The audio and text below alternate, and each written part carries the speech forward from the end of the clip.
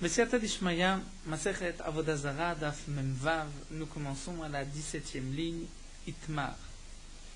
La Gemara nous rapporte ici une machloket concernant Avnei Har Shenidal Delu, c'est-à-dire des pierres d'une montagne qui sont tombées, qui se sont détachées par elles-mêmes de la montagne, c'est-à-dire il n'y a pas eu l'intervention ou la main de l'homme. Ce sont des pierres qui se sont détachées de la montagne, et une fois qu'elles se sont posées, un idolâtre est venu et s'est prosterné à ces pierres. Quel est le statut de ces pierres? Est-ce qu'elles sont permises? On pourra les prendre, les utiliser pour la construction, ou pas, puisque c'est une avodah zara. Est-ce que ces pierres ressemblent à la montagne, où nous avons vu que la montagne ne va pas être interdite, ou ces pierres ressemblent à un objet, à une idole qui est interdite? Machloket, Bene Rabbi Chia, les enfants de Rabbi Chia. Nous verrons par la suite que les enfants de Rabbi Chia, c'est Yehuda et Chizkia. Ve Rabbi Yochanan, et Rabbi Yochanan, donc les enfants de Rabbi Chia d'un côté, Rabbi Yochanan d'un autre côté. Chad Amar, l'un pense Asurot, les pierres sont interdites. Ve Chad Amar Mutarot, l'autre pense que les pierres sont permises. La Gemara explique, Maïtama demande à Amar Mutarot, quelle est la raison de celui qui pense que Mutarot, que les pierres sont permises, puisque Kehar, comme la montagne. Lorsque un idolâtre adore une montagne, considère la montagne comme son Dieu, la montagne n'est pas interdite. Et nous avons entre ces pierres et la montagne un point commun. Mahar she'en bo tfisat yedei adam, de la même manière que la montagne, il n'y a pas la main de l'homme, l'intervention de la main de l'homme. Ou mutar, et c'est permis. Afhane, ces pierres aussi ne se sont pas détachées par la main de l'homme, mais chez En Baem Tfisat Yedei Adam, il n'y a pas l'intervention de l'homme. Alors mutarim, les pierres sont permises. Donc d'après un mandamar, les pierres sont permises. Elles ont le même statut que la montagne et elles ne deviennent pas interdites en tant que avodah zara. Comme nous l'avons vu du pasuk, Elohem aleharim, leurs dieux qui sont sur les montagnes. Mais velo harim Elohem, la montagne n'a pas le statut d'une avodah zara. Bien que celui qui se prosterne à une montagne est chayav mita, il a pratiqué l'idolâtrie, l'avodah zara. Mais malgré tout, la montagne n'est pas interdite. La Gemara poursuit, mais malehar sheken mechouba. La montagne, c'est peut-être différent, puisque la montagne s'est rattachée au sol, la pierre ici s'est détachée. La Gemara répond que non, behemat ochiar, on apporterait une preuve de la bête. Une bête le prouvera, puisque comme nous le rapporte Rashi, une bête, si un homme s'est prosterné idolâtre à une bête et a considéré cette bête comme son Dieu, cette bête n'est pas interdite. Nous le savons puisque nous avons un pasouk qui interdit cette bête au misbéach en tant que korban. Donc on en déduit ici, la Torah l'interdit pour le misbéach, c'est que pour un simple homme, pour Hédiot, elle est permise cette bête. Puisque si la bête était interdite même à l'homme, je n'aurais pas eu besoin de ce pasouk pour l'interdire au Beth Amikdash, puisque je sais par ailleurs que tout ce qui est interdit à Israël est aussi interdit au Beth Amikdash, minamutar. De ce qui est permis à toi, on apprend mimashke Israël, c'est marqué dans le pasouk de ce qui est permis au Israël. Donc si la Torah vient nous interdire spécialement cette bête pour le Beth Amikdash, c'est que pour le Israël, elle est automatiquement permise, sinon je n'aurais pas eu besoin de ce pasouk. Donc la Gemara nous dit, si tu poses la question, mais la montagne est rattachée au sol, c'est peut-être pour ça qu'elle n'est pas interdite, alors je te dirais, voici que la bête nous prouvera le contraire, la bête est détachée du sol, et elle n'est pas non plus interdite à l'homme. Mais tu pourras peut-être dire que la bête, pourquoi elle n'est pas interdite? Parce qu'elle est vivante, alors que la pierre n'est pas vivante. Je te dirai, la montagne prouvera le contraire, puisque la montagne n'est pas vivante, n'a pas de vie, d'âme de vie, et pourtant elle reste permise. Et donc on va revenir par ce principe de Hatzad achevé de points communs, c'est-à-dire que nous avons d'un côté la montagne. Si un homme se prosterne, adore la montagne, elle ne devient pas interdite. De l'autre côté, nous trouvons la bête qui ne devient pas interdite. Et on se pose la question sur les pierres qui se sont détachées de par elles-mêmes de la montagne.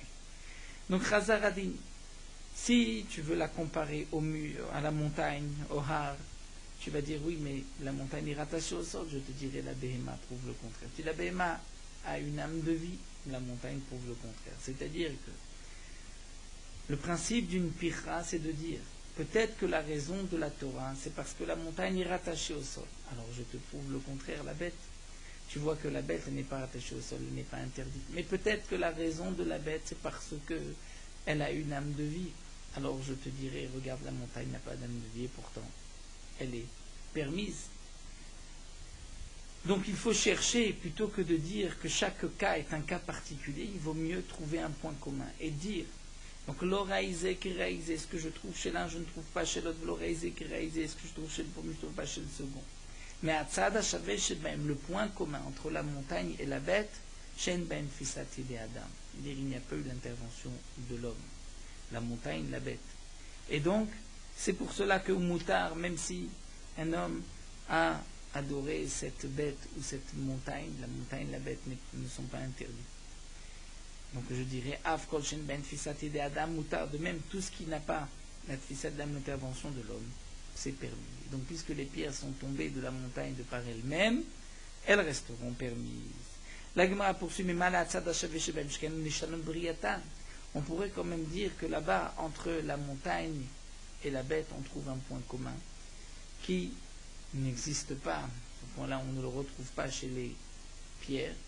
C'est que, aussi bien la montagne que la bête, n'ont pas eu de changement depuis leur création. Alors que la pierre a eu un changement puisqu'elle s'est détachée de la montagne. Alors la Gemara nous dira, on pourra malgré tout apprendre de la bête et de la montagne, mais de la bête qui a un défaut.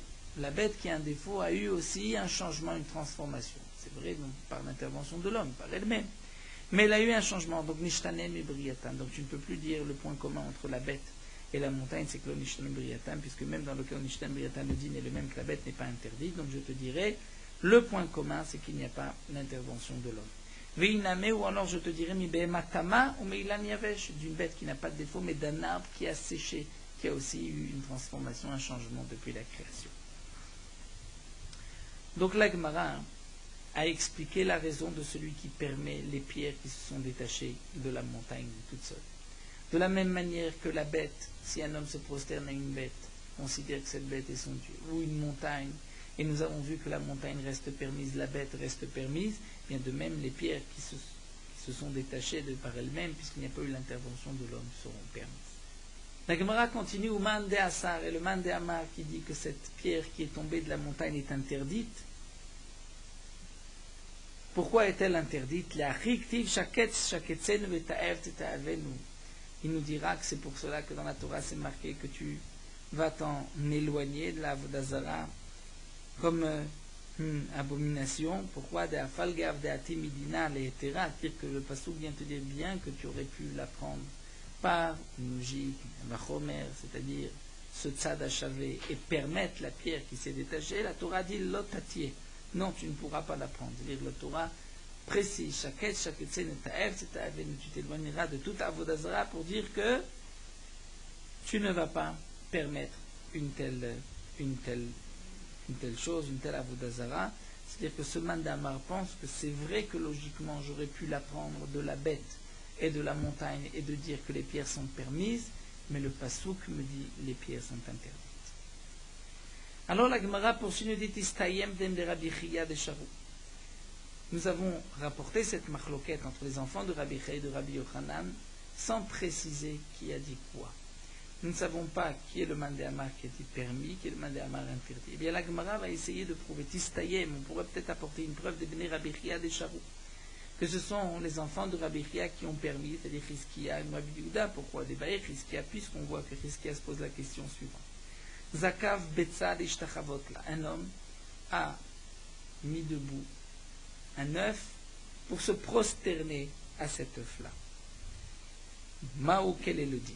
Donc la Gemara s'explique. Kasal Kadataron pensait que l'Ishtachavotla Vishtachavela, que la question de Chizkiya, c'est dans le cas d'un œuf qu'un homme a levé, a mis debout pour se prosterner, et il s'est prosterné à cet œuf-là. Et alors, quelle est la question? Vekam Evagil se pose la question, Haïzekifata, le fait d'avoir mis debout cet œuf, est-ce qu'il y avait masse et c'est considéré comme une action, et donc on considère qu'il y a l'intervention de l'homme, et s'il y a l'intervention de l'homme, l'œuf sera interdit. Il avait masse, ou peut-être que non, ce n'est pas une action, et donc ce n'est pas considéré comme l'intervention de l'homme, et donc l'œuf restera permis. Aval lozaka flomitse. Mais si il n'a pas levé l'œuf, l'œuf était là, il s'est prosterné à l'œuf, là c'est sûr que la question ne se pose pas, que ce n'est pas assourd. Pourquoi? Puisqu'il n'y a pas l'intervention de l'homme. Donc puisque nous voit que Chizkia se pose la question, est-ce que le fait de lever un œuf s'appelle l'intervention de l'homme Tfisat Yad Adam? Donc Shema Amina, je déduis que Bene Rabbi Chia de Charou, ce sont les enfants de Rabbi Chia qui ont permis, donc Chizkia, qui permettent les pierres qui se sont détachées d'elles-mêmes, puisqu'il n'y a pas l'intervention de l'homme. Puisqu'on voit que Chizkia a recherché dans le cas de l'œuf, est-ce qu'il y a l'intervention de l'homme ou pas, pour l'interdire. Donc l'intervention de l'homme est la raison de l'interdiction. Donc tant qu'il n'y a pas eu l'intervention de l'homme, ce sera permis. Donc c'est Chizkia, les enfants de Rabbi Chia, qui ont permis les pierres qui sont détachées. La Gemara dit non. Léolam Malecha, je peux te dire que Bene Rabbi Chia de Asri. Ce sont les enfants de Rabbi Chia qui ont interdit les pierres qui se sont détachées de par elles-mêmes de la montagne.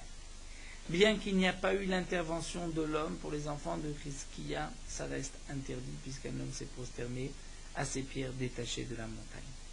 Seulement,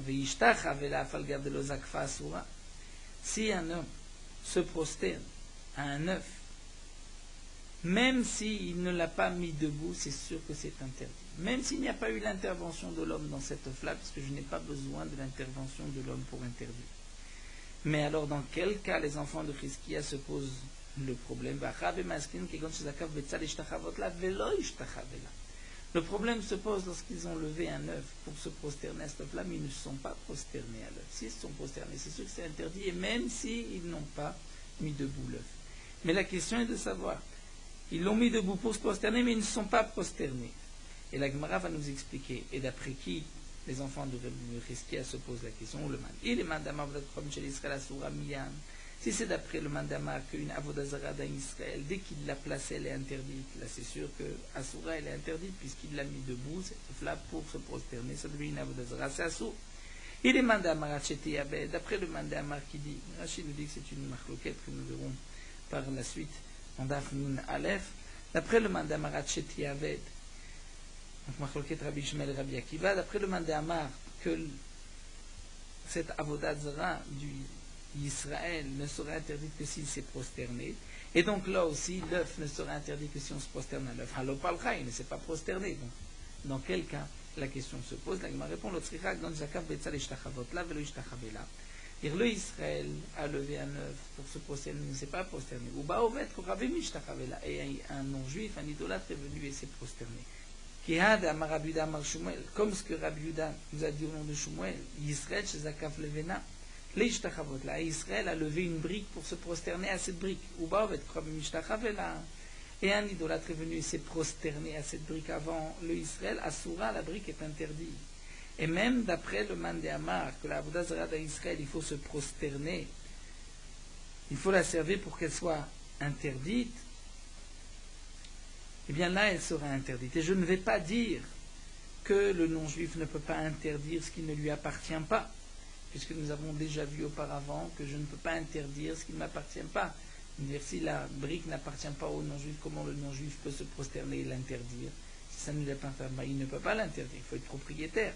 Bien la Gemara, comme nous explique ici Rashi, considère qu'étant donné que le Israël a levé la brique, c'est qu'il a montré qu'il est prêt, qu'il est d'accord que ce soit une avodazara. Donc même si lui ne s'est pas prosterné, mais un idolâtre s'est prosterné, ça devient une avodazara et c'est interdit. Et donc, quel est le problème que se pose ici au Bnei Chizkia, au Bnei Rabbi Chia et Chizkia?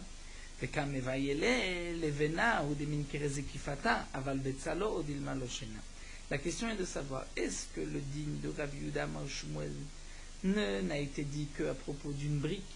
La brique, des mines carrées, lorsqu'on la met debout, on la voit bien, on voit qu'elle est debout.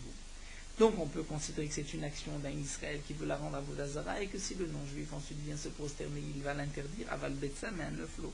peut-être que ce n'est pas suffisant. Et puisque ce n'est pas suffisant, donc lorsque le non-juif vient se prosterner, il ne peut pas l'interdire. Odilma Loshena, ou peut-être qu'il n'y a pas de différence. Peut-être qu'il n'y a pas de différence entre un œuf et une brique. Ça, c'est la question que posait, et donc Tekou, l'Agma reste sur un Tekou sur cette question que posait Chizkia. Donc ce que nous rapporte, ce que nous rajoute ici Rashi, c'est que la Lévéna, la brique, n'oublions pas qu'elle a été faite par la main de l'homme, et elle sera interdite. Mais alors pourquoi, s'il s'est prosterné, ici il l'a mis debout, afin que si le non-juif se prosterne, elle devient interdite. Étant donné qu'elle appartient à Israël, le non-juif ne peut pas l'interdire. Donc, la question qui se pose ici n'est pas, comme nous explique Rashi, concernant l'action Tfisatia d'Adam ou pas. Simplement, est-ce que c'est un Gilouidat? Est-ce qu'il a suffisamment montré qu'il est d'accord que cette œuf sert de Avodazara? Donc la question que posait Chizkia concernant l'œuf était, d'après la conclusion de la Gemara, la suivante. Que c'est vrai que l'œuf, si on se prosterne à l'œuf, même si on ne l'a pas mis debout, le Israël se prosterne, il peut l'interdire, même s'il n'y a pas de Tfisaté d'Adam.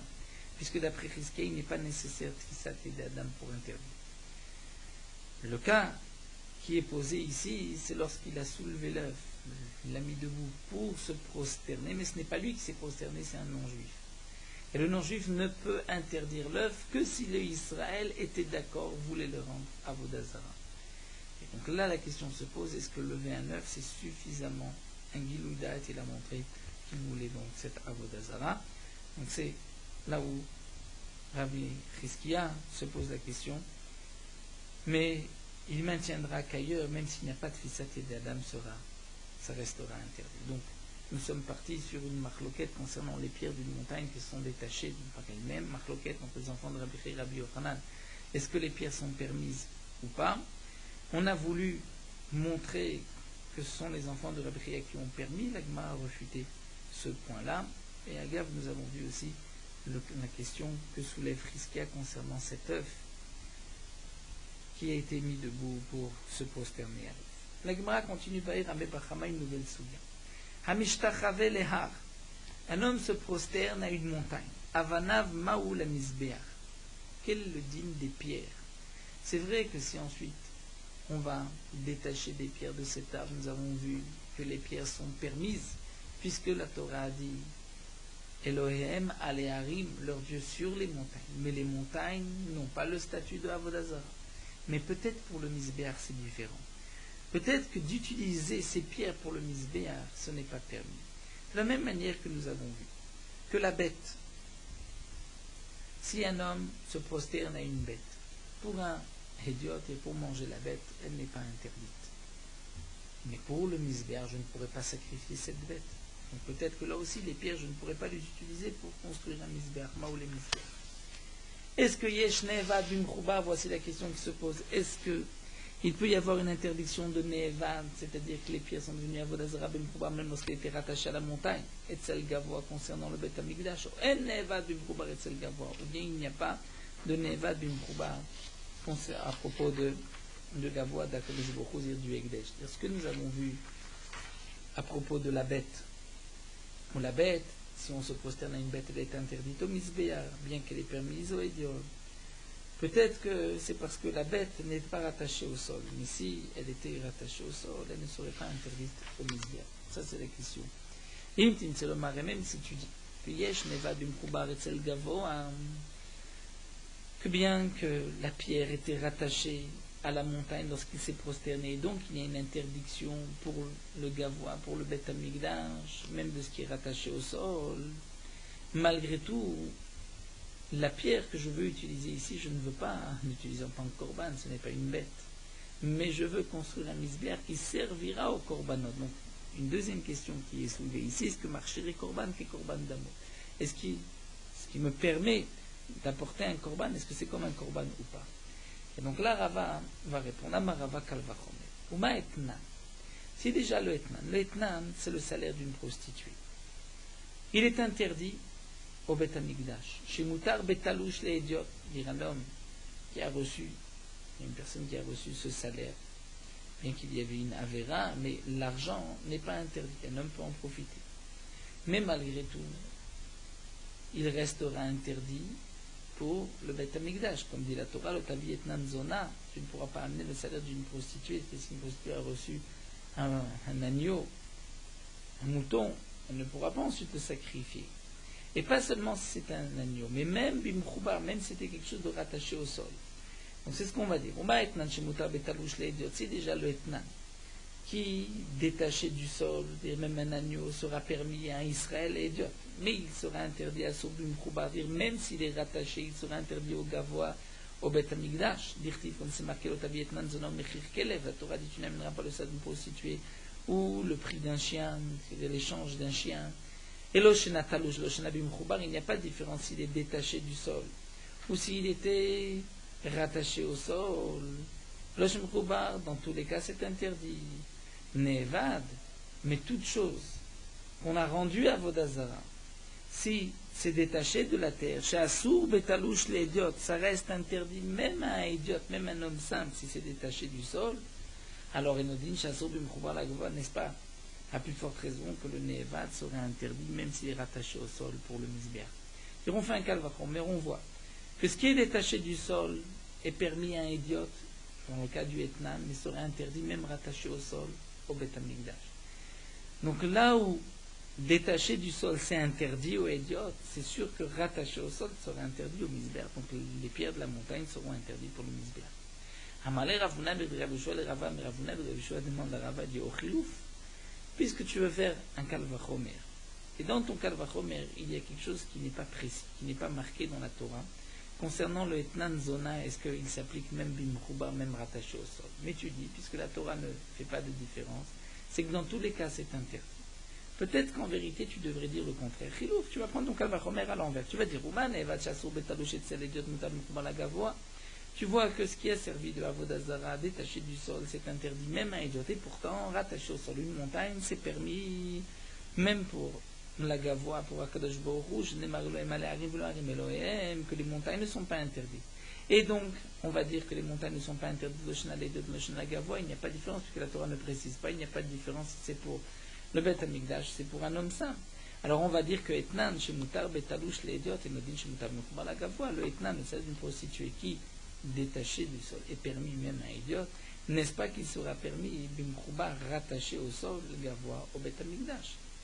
C'est-à-dire que tu es parti du Etnan en disant le Etnan, c'est sûr que même rattaché au sol, il est interdit au ciel.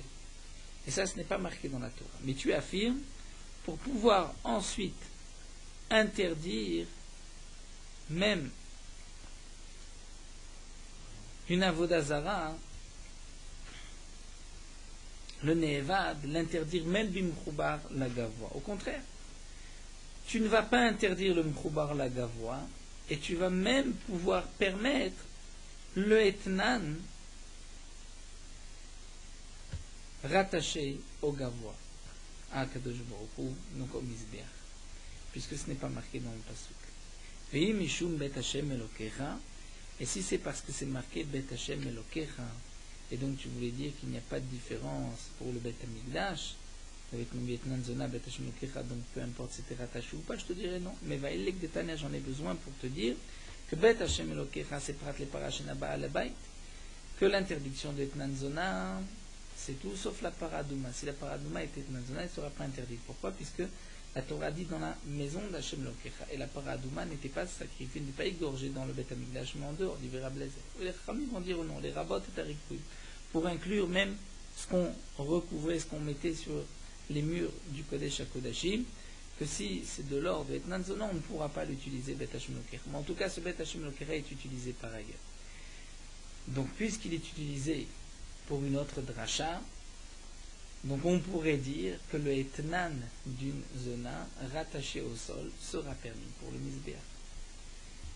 Donc reprenons.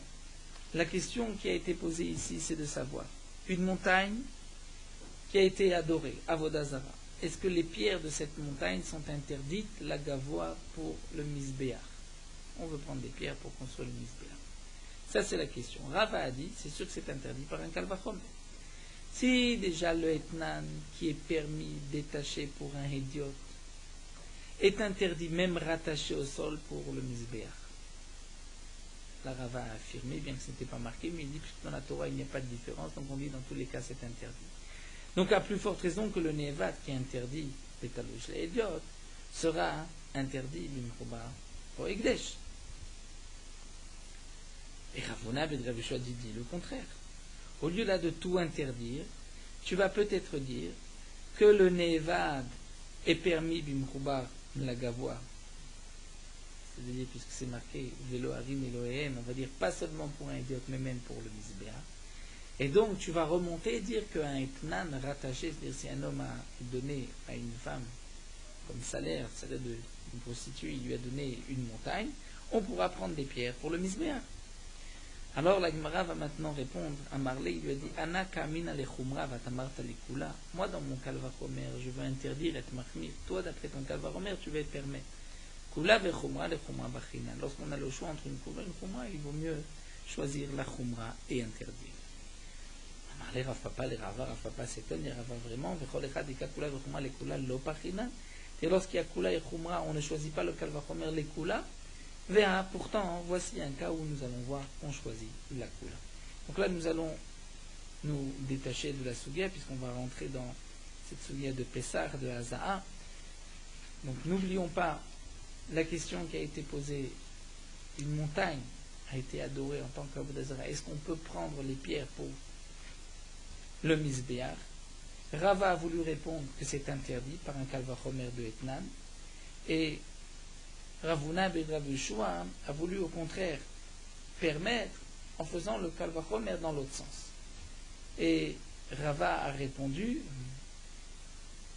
puisque on a le choix de faire un kalvachomer de cette manière et interdire, ou un kalvachomer et permettre, il vaut mieux interdire. Et là Rav Papa va dire à Rava, mais pourtant, voici que dans une autre sugia de Psachim, on voit que les Chachamim ont voulu dire le Kalvachomer pour permettre. De quoi il s'agit? La Haza'a des Pessah. La Haza'a du Korban Pessah.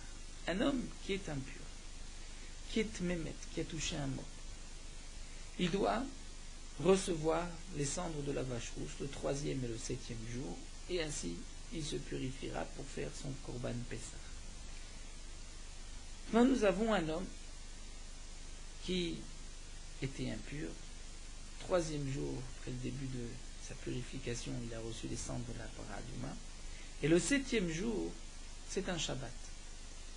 Et le Shabbat, nous avons une interdiction, midirabanan, d'asperger et de purifier un homme. Seulement, ce Shabbat, c'est aussi veille de Pessah. Et si on ne va pas asperger sur cet homme aujourd'hui, il ne pourra pas faire le Korban Pessah aujourd'hui, il ne pourra pas le sacrifier, il ne pourra pas le manger au soir. Alors que si on va asperger aujourd'hui sur lui les cendres de la vache rousse, il pourra envoyer un chien faire son Korban et le manger le soir, puisqu'il sera pur. D'un côté, nous savons que le Korban Pessah repousse Shabbat. On peut transgresser Shabbat pour offrir le Korban Pessah.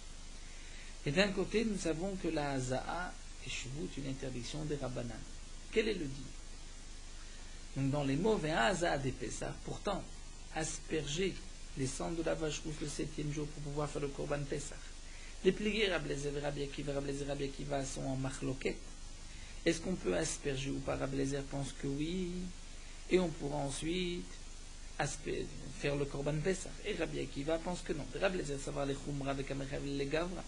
Rabbi Eliezer pense qu'on pourra asperger sur lui, donc transgresser Shabbat, et il devra ensuite apporter son Korban Pessah. Et Rabbi Akiva dit non, les kula, on ne pourra pas asperger, et donc il sera patour du Korban Pessah. Fait qu'à Paris, Rabbi Akiva les kula, on voit que Rabbi Akiva fait une picha les kula, l'itnan comme c'est marqué. Donc Rashi nous rapporte le début. Où Rabbi Eliezer avait dit ainsi, si déjà la shrita, qui est une véritable melacha, mais ça repousse Shabbat, on peut faire la shrita du Korban Pessah. Donc Haza'a, asperger les cendres, qui n'est qu'une interdiction, mais les Rabbanan, n'est-ce pas, plus forte raison qu'on peut donc transgresser Shabbat, et il pourra faire son Korban Pessah. Et Rabbi Akiva a répondu et a dit non. On devrait dire le contraire, dit Rabbi Akiva. Uma Haza'a, donc au chilouf, peut-être le contraire. Uma Haza'a, shemishum shvutena doche Shabbat. On va dire si la Haza'a, qui est une interdiction des Rabbanan, on ne peut pas transgresser cette interdiction Alors, Shrita, Shidoraita, Lochodshken, Shrita, Ke Minatora, n'est-ce pas, plus forte raison qu'on ne pourra pas faire cette Shrita, et donc on ne pourra pas transgresser Shabbat pour le Korban Pessah. On ne pourra pas égorger le Korban Pessah lorsque veille de Pessah tombe Shabbat. Ça, c'est ce que Rabbi Akiva a répondu à Rabbi Lézer.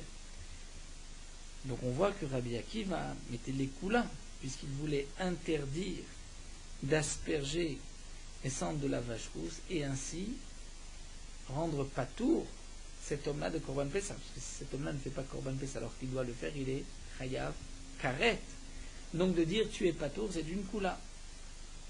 Donc nous voyons que Rabbi Akiva a préféré faire le Kalvachomer dans l'autre sens. Rabbi Lézer dit, si déjà la Shrita est Doché Shabbat, alors la Haza, c'est sûr que c'est Doché Shabbat. Rabbi Akiva dit le contraire. Si la Haza n'est pas Doché Shabbat, alors même la Shrita n'est pas Doché Shabbat. Donc tu vois que Rabbi Akiva va même choisir le Kalvachomer pour être la Kula Mekil et permettre le Korban. Donc ne pas faire le Korban Pessah. La Gemara répond non, là-bas c'est différent. Atam Rabbi Lézer Gamri. En vérité, Atam Rabbi Lézer Gamri, Rabbi Lézer avait enseigné à Rabbi Akiva que on ne peut pas transgresser ces chouout des Rabbanan, on ne pourra pas asperger les sangs de la vache rousse, c'est-à-dire c'est vrai qu'il est impur, on ne pourra pas le purifier, bien que c'est une interdiction des Rabbanan. Mais par ailleurs, s'il n'est pas impur, on pourra transgresser Shabbat et faire le Korban Pessah. Ça, Rabbi Lézer l'avait enseigné à Rabbi Akiva. Seulement, Aïkir le Talmud, Rabbi Lézer avait oublié cet enseignement. Et Rabbi Akiva l'a décoré. Rabbi Akiva est venu lui rappeler. Mais Rabbi Akiva n'a pas voulu lui dire ouvertement, mon maître, tu te trompes. Il a voulu lui faire une allusion. Il a voulu le mener à ce résultat. Donc lui, Rabbi Eliezer, qui avait oublié cette halakha, on dit Rashi, il avait oublié cette halakha que Haza'a ne transgresse pas Shabbat d'asperger les cendres de la vache rousse. Rabbi Akiva est venu lui rappeler en reprenant le Kalvachomer à l'envers, mais non pas qu'il voulait faire ce Kalvachomer, puisque c'est sûr que on doit faire le Korban Pessah, même si ça tombe Shabbat. Donc Rabbi Eliezer, qui avait oublié, a voulu l'apprendre par un Kalvachomer d'Haza'a de Shrita. Et Rabbi Akiva est venu lui dire non. Si tu fais un Kalvachomer, tu vas faire le Kalvachomer inverse. Et comme tu ne peux pas le faire, puisque c'est sûr que Korban Pessah repousse Shabbat, puisque c'est marqué M'tirashi b'moado b'afilu b'Shabbat. Mais il lui a dit, fais le Kalvachomer à l'envers, afin que Rabbi Lézer se rappelle, et se dise, tiens, mais la Haza'a c'est différent, on ne peut pas transgresser ce chou des Rabbanan. Mais malgré tout, nous dit Rashi, comme c'est marqué dans la Gemara de Psachim, Rabbi Lézer ne s'est pas rappelé. Et il s'est ensuite disputé avec Rabbi Akiva, puisqu'il lui a dit, Akiva, d'après ton Kalvachomer, tu vas donc déraciner ce qui est marqué dans la Torah, qu'on peut transgresser Shabbat pour faire le Korban Pessah, ben Arbaim ben Moado, même ben Shabbat. Alors là, Rabbi Akiva est venu lui répondre, mais pour la Haza'a, ce n'est pas marqué plus ben Moado. Donc tu ne peux pas apporter de preuves comparées l'un de l'autre. Et comme la Gemara poursuit, nous d'Amarlé, c'est ce qu'il lui a dit, Rabbi, maître, al fireni b'sha'atadi. C'est-à-dire ne nie pas au moment de Kalvachomer lorsqu'on dispute ici, car mekubal ani mimcha, je l'ai reçu de toi, Haza'a shvut venadochet Shabbat, que la Haza'a reste une interdiction midi Rabbanan. Même dans ce cas-là, les Chachamim ont maintenu leur interdiction, même si cet homme-là ne pourra pas faire le Korban Pessah. C'est marqué dans la Gemara de Psachim que Rabbi Lézer a dit des paroles dures. Rabbi Akiva lui a dit, tu m'as répondu avec la Shrita, Beshrita te mitatra, tu seras tué par une Shrita. Évidemment, Rabbi Akiva est mort, comme le Gemara le disait au début de notre Masechet, on lui a, avec des tenailles, on lui a arraché la peau, on l'a tué. Donc la Gemara répond qu'en vérité, donc la question était que Rabbi Akiva, voici qu'il apporte ici un Kalvachomer, la Kula, pour l'acquitter du Korban Pessah. Donc on voit que même lorsque j'ai deux possibilités de faire un Kalvachomer, je peux choisir la Kula, et la Gemara répond que non. En vérité, Rabbi Akiva n'est pas venu transformer le Kalvachomer. C'est sûr qu'il faut être mahmir dans le Kalvachomer, mais Rabbi Akiva a voulu juste rappeler de cette manière à son maître Rabbi Lézer l'enseignement, mais Rabbi Lézer ne s'était pas rappelé. Donc, nous revenons à notre soubia. La question était les pierres d'une montagne de Avodah Zarah qui sont détachées, est-ce qu'on peut les utiliser pour le misbéach? Rava a dit que par un kalvachomer, c'est sûr que ces pierres seront interdites. Et Ravuna Ben Rabshua a voulu faire le kalvachomer inverse et permettre non seulement ces pierres, mais même le etnan zona mechoba. Et la Gemara a répondu que non. Lorsqu'on a le choix entre deux kalvachomer, on va choisir le côté chumra. Alors nous allons nous arrêter ici à Bae Rameh Bachama. Nous terminons sur Murot Halacha Daf Memvav. Les poskim sont en machloket. Lorsque le Israël doit allumer le feu, est-ce que c'est suffisant juste d'allumer le feu comme pour le pain, pat akoum, ou il faut même mettre la marmite sur le feu? C'est-à-dire lorsque le feu a été allumé par le Israël et que le reste de la cuisson se fait par le non-juif et que le non-juif va mettre la marmite sur le feu, est-ce qu'il y a une interdiction de bichoul akoum ou pas? D'après le Shulchan Aruch, allumer le feu n'est pas suffisant pour enlever la cuisson bichoul akoum. Si c'est le non-juif qui a mis la marmite sur le feu, l'aliment reste interdit.